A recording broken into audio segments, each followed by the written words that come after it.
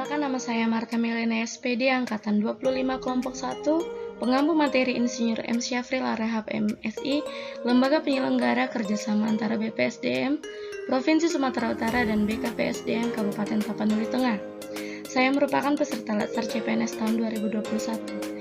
Di sini saya akan memaparkan tugas individu 2, Minmap isi modul etika publik.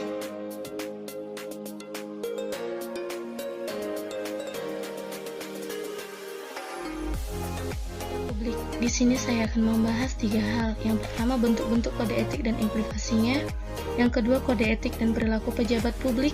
Dan yang ketiga, aktualisasi etika ASN. Yang pertama, pengertian etika dan kode etik.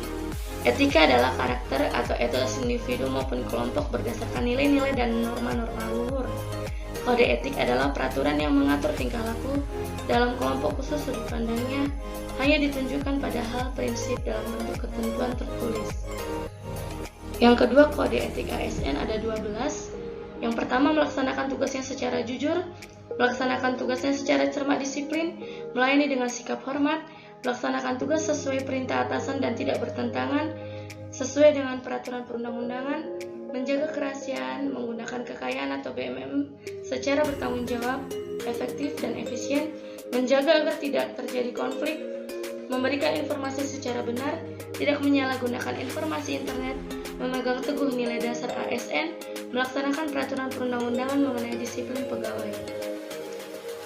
Nilai dasar etika: jujur dalam memberi informasi, bersikap terbuka terhadap pelayanan, bersikap tulus, sopan santun, bisa menjaga informasi bersifat rahasia, bersikap hormat, bertanggung jawab dalam menggunakan BMM, berlaku adil dalam memberikan pelayanan. Definisi dan ruang lingkup etika publik. Moral dari etika publik menuntut lebih dari kompetensi teknis, karena harus mampu mengidentifikasikan masalah-masalah dan konsep etika yang khas dalam pelayanan publik. Jadi, etika dalam pelayanan publik. Dimensi dan ruang lingkup etika publik: akuntabel, transparan, dan netral. Tuntutan etika publik dan kompetensi. Tanpa kompetensi etika, pejabat cenderung menjadi tidak peka, peduli, diskriminatif, terutama pada masyarakat kalangan bawah. Pelaku pejabat publik. Perubahan mindset yang sebelumnya penguasa mindset diubah menjadi pelayan, jabatan menjadi amanah. Berikutnya bentuk-bentuk kode etik dan implikasinya. Yang pertama, pentingnya kode etik dalam urusan publik. Yang kedua, sumber-sumber kode etik bagi ASN.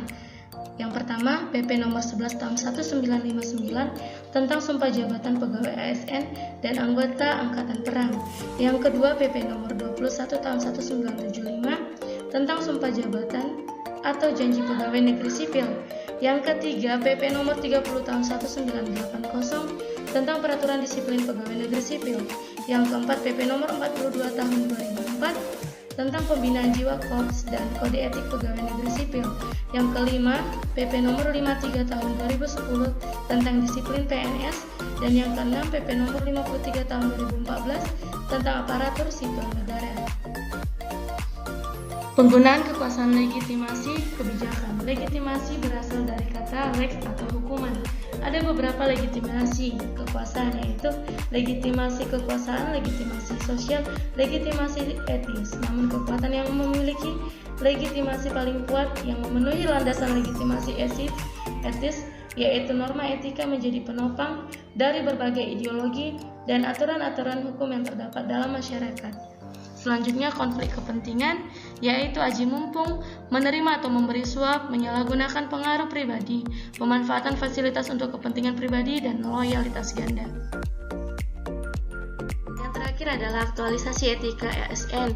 Baharudin Lopa atau penegak hukum yang jujur, pembocoran UN, pembuatan tercela, melanggar hukum, pengunduran diri pejabat, membocorkan informasi, terpidana korupsi, menjabat kembali, pelantikan wali kota di penjara, konflik kepentingan dalam pengadaan, pemberian hadiah atau cindera mata, penerimaan tenaga honorer, absen sidik jari, pemanfaatan sumber daya publik. Inilah video Minmap yang telah saya buat. Terima kasih.